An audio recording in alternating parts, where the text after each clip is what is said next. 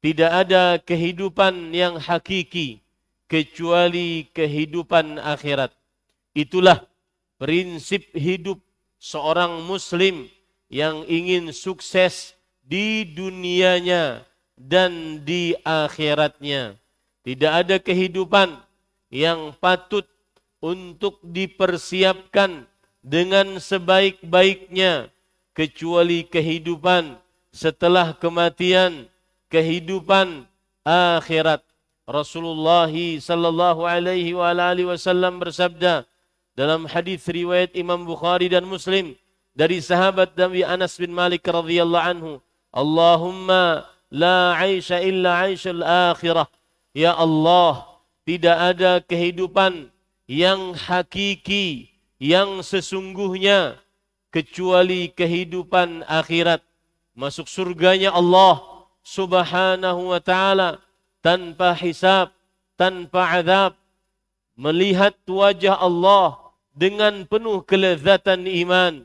Diridhai oleh Allah. Tidak ada setelahnya kemurkaan dari Allah selamanya. Itulah hakikat dari kehidupan bagi seorang muslim.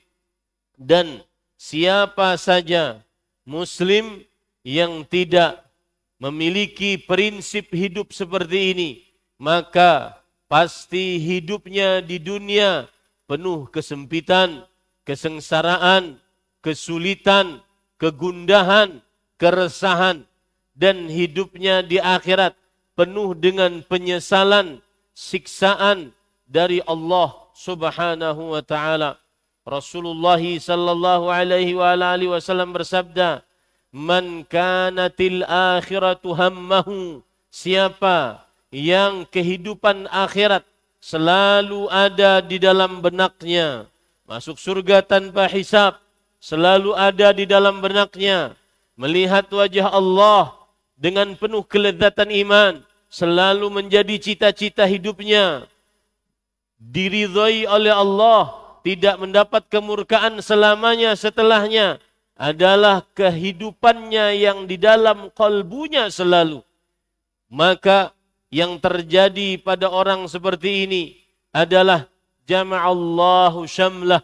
Allah subhanahu wa ta'ala akan menguatkan usaha dunianya. Wa ja'ala ghinahu fi qalbih wa atathu dunya wa hiya raghimah. Dan Allah subhanahu wa ta'ala jadikan di dalam dadanya penuh dengan kepuasan atas pemberian Allah subhanahu wa ta'ala. Dan dunia datang kepada dia saat dia tidak memerlukan lagi dunia tersebut. Karena yang ada dalam benaknya adalah aisyul akhirah, kehidupan akhirat.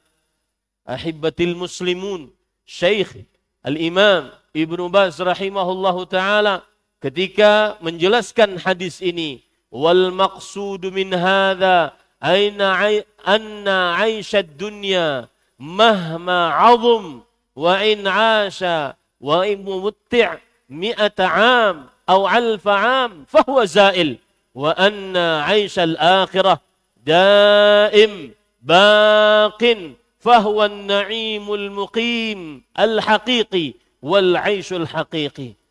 Maksud dari hadis ini adalah bahwa kehidupan dunia sebesar apapun kekayaan seseorang, sebesar apapun kenikmatan yang dia dapatkan, diberi kehidupan yang nyaman selama 100 tahun, bahkan 1000 tahun, maka nikmat dunia pasti hancur, pasti binasa, pasti rusak, pasti habis. Sedangkan kenikmatan akhirat, masuk surga, maka dia adalah kehidupan yang hakiki, abadi, selama-lamanya. Jangan sampai kita menyesal, ayuhal ahibbah, ketika nanti di akhirat kita mengatakan, yaqulu ya laitani qaddamtu li hayati. Manusia berkata, alangkah baiknya aku untuk beramal saleh saat di dunia, agar aku bisa menyiapkan bekal untuk kehidupanku ini. Yang dimaksud dengan kehidupanku ini adalah yaitu kehidupan akhirat. Nanti jangankan orang-orang yang bermaksiat, orang-orang yang taat saja akan menyesal saat di kehidupan akhirat.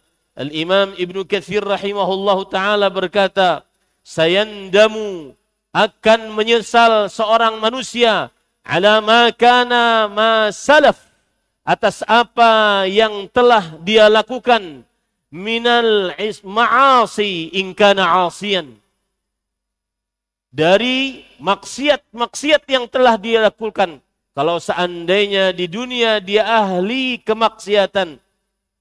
Wa yawaddu ahlu ta'at an yazdada fi ta'atih in kana ta'ian kaima yazidu minal ajri wa thawab. Bahkan orang-orang yang ahli ketaatan akan menyesal nanti di akhirat. Mereka akan menyesal mengapa dahulu tidak menambah sholat, tidak menambah puasa, tidak menambah bacaan Al-Quran, hafalan Al-Quran, tidak menambah zikir, ibadah yang paling mudah, padahal paling baik di sisi Allah, paling mulia di sisi Allah, lebih baik daripada bersedekah harta dan emas, lebih baik daripada berjihad melawan musuh, dibunuh atau membunuh di medan pertempuran, berzikir. Orang-orang ahli taat di akhirat akan menyesal mengapa tidak banyak berzikir. Sekarang nih, di hari Jumat nih, sudah berapa salawat yang engkau ucapkan dari mulai malam tadi sampai nanti terbenam matahari? Seseorang ahli taat akan menyesal kelak. Kenapa dia tidak menambah ketaatan di akhirat? Agar nanti pahalanya tambah besar. Fadilat Syekh Abdurrahman bin Nasir As-Sa'di rahimahullah berkata, fi hadhihi al-ayah dalilun ala anna al-hayah allati yanbaghi as-sa'ya fi asliha wa kamaliha wa fi tatmimi ladzatiha hiya darul hayatil akhirah.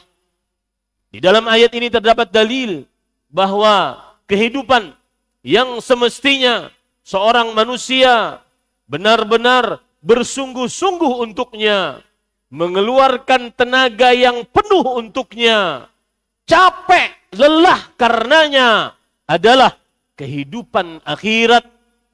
Kehidupan akhirat. Al-Imam Al-Allamah Baqiyatus Salaf Fadilat Syekh Dr. Saleh bin Fauzan bin Abdullah Al-Fauzan hafizahullah, beliau berkata, sayandamul insan amma qarib.